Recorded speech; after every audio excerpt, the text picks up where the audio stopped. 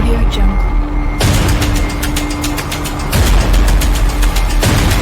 Audio Jungle.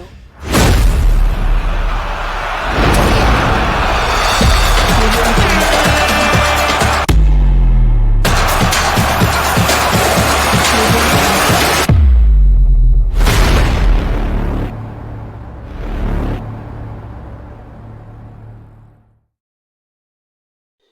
Les amis, bonjour, j'espère que vous allez tous bien. Bienvenue dans cette nouvelle vidéo sur ma chaîne Lamindoski.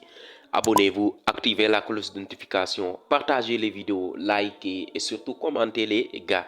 C'est le retour de la Liga, de la Première Ligue, de la Ligue 1 française, de la Bundesliga et surtout de la Serie A aussi. On va se régaler. Ça faisait 90 milliards d'années qu'on n'a pas regardé un match du FC Barcelone, un match de la Première Ligue, surtout ce week-end, il y a le derby de Manchester entre City et United. Il y a aussi le match du Real Madrid, un match choc. Est-ce que c'est un match choc parce que le Real Madrid qui se déplace à Anoeta pour affronter la Real Sociedad aussi, ça va être très intéressant. D'ailleurs, on va faire un débrief, de ce match du Real Madrid parce que le Real a gagné 3 matchs sur 3. Donc, ils ont fait 9 sur 9, 9 points sur 9 et le FC Barcelone est juste derrière aussi. Le FC Barcelone a fait 2 victoires et un match nul, donc 7 points. Bilbao a 9 points. Je pense que Villarreal a 7 points ou 9 points. Je ne sais plus le classement. Mais le Real Madrid qui est leader avec Bilbao, je pense. Donc le Real qui va se déplacer à Anoeta au match choc. On va juger le Real Madrid dans ce match choc parce que depuis le début de la saison, le Real Madrid n'a pas eu un affrontement grandiose, un affrontement que tout le monde attend. Donc ça va être le premier test de Xabi Alonso, des hommes de Xabi Alonso quand même, de Kylian Mbappé qui est en feu dans ce début de saison. On va faire un débrief les gars. Donc je voulais juste parler du Real Madrid qui va se déplacer à Anoeta. Donc on va savoir ce qu'a cette équipe dans le but quand même.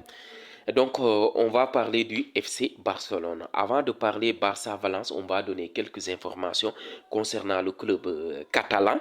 Donc, comme vous le savez, selon Mundo Deportivo, Hansi Flick sera sur le banc contre Newcastle.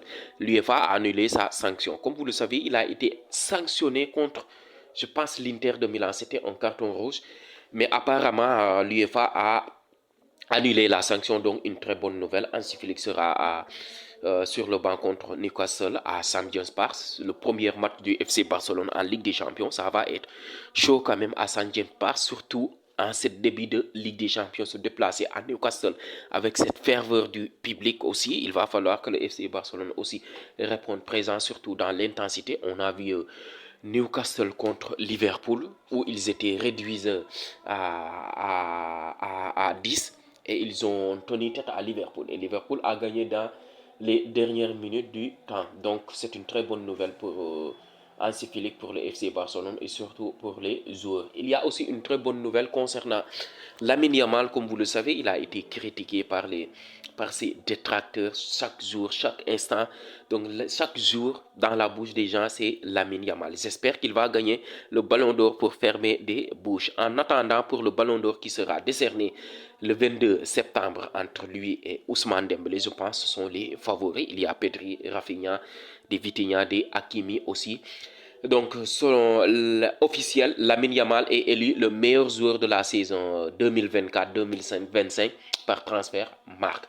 Donc, pour Transfermarkt, Lamine Yamal est le meilleur joueur de la saison passée. Donc, c'est une très bonne nouvelle pour lui aussi. Je pense qu'apparemment, les votes sont clos.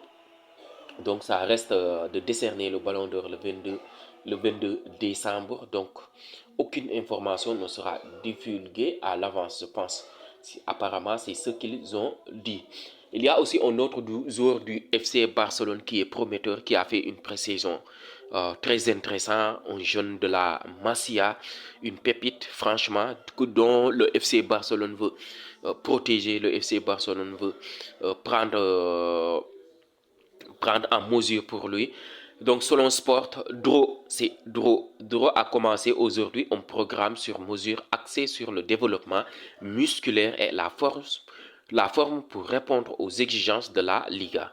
Le staff technique est très satisfait de ses progrès et croit pleinement en son énorme potentiel. Donc, Duro, je l'ai vu, je me suis dit, waouh, quelle pépite. Franchement, techniquement, il est très bon. Donc, il va falloir qu'il prenne de la masse musculaire, qu'il fasse comme Pedri et Lamine Yamal, dont ils avaient des plans spécifiques, des plans personnels, dont le FC Barcelone avait programmé. Donc, apparemment, le FC Barcelone va faire subir à Duro ce même plan. Donc une très bonne nouvelle, j'espère qu'il va progresser et j'espère qu'il va gagner en muscle et perdre en graisse aussi, parce que c'est très important. On a vu le physique de Lamine Yamal en ce moment et surtout le physique de Pedri. Quand on voit le Pedri de 2022-2021 et le Pedri d'actuel, franchement il y a un monde d'écart en qualité technique et surtout en masse musculaire. Donc, on va revenir sur le FC Barcelone Valence qui va se jouer au terrain d'entraînement du FC Barcelone qui a 6000 places, je pense. Donc, ça va être très intéressant pour le FC Barcelone de jouer en ce terrain parce que le Camp Nou, on a des problèmes du Camp Nou. Ce n'est pas prêt, c'est prêt, il y a la licence. Donc, apparemment, on va jouer notre premier match de Ligue des Champions contre le PSG sur ce stade. Mais en Liga, franchement, comme vous le savez, la Liga est contre le FC Barcelone. Donc, Valence qu'on a humilié l'année dernière, Valence qu'on a chahuté, qu'on a laminé l'année dernière, surtout le 7-1, je me rappelle bien. Mais le Valence de cette année est un peu mieux. Le Valence de cette année est un peu mieux. Je pense qu'ils ont gagné 2 matchs ou un match, je ne sais pas encore. Mais le Valence de cette année, et franchement, il faut s'attendre à un match un peu compliqué. Certes, c'est à domicile. Certes, c'est notre terrain d'entraînement, c'est notre terrain de quotidien. Mais il va falloir être prêt parce que Valence aussi, ils sont incroyables. Ils ont gagné contre Retafe, je pense, 3 ou bien 2 en tout cas. La dernière journée. Mais Valence actuellement, c'est incroyable. Et au FC Barcelone, il y a quelques blessés. Frenkie de Jong qui sera absent. Apparemment, il va revenir contre Newcastle. Gavi aussi, qui est absent, qui est blessé. Apparemment, la blessure est plus grave qu'on est prévu. En fait, et Marc Bernal, la très bonne nouvelle, est de retour. Il sera convoqué dans le groupe. C'est une très bonne nouvelle pour nous, les supporters, parce qu'on a hâte qu'il revienne. On a hâte qu'il revienne parce qu'ils avaient joué 3 matchs l'année dernière et on était resté sur notre fin parce qu'avec cette grave blessure, ligament croisé, j'espère qu'il va retrouver son niveau. Donc, la composition probable, comme vous le savez, je pense que moi, j'ai envie de mettre Rafinha sur le banc pour le faire reposer parce qu'il a joué avec le Brésil, surtout en Bolivie, avec 4000 mètres d'altitude. Franchement, il est fatigué. Je pense qu'il sera sur le banc et Rashford sera titulaire. Et Lewandowski aussi, je pense qu'il sera titulaire en attaque. Et au milieu terrain, je pense que ce sera Pedri et Casado. Casado sera titulaire, donc il n'était pas en sélection, il s'est entraîné. Et en défense centrale, je pense que, moi en tout cas, personnellement, je préfère Kubarsi et Christensen. Je pense qu'il va mettre Araujo quand même. À droite, il n'y a pas de doute, je pense que ce sera Jules Koundé. Certes, il a joué avec la France lors des 2 derniers matchs et Eric Garcia aussi s'est entraîné. Je sais pas en fait. Et à gauche, c'est Gérard Martin parce que Baldé aussi s'est blessé. Donc les amis, j'espère une victoire convaincante du FC Barcelone. J'espère enfin on va retrouver le FC Barcelone dans Philippe quand même.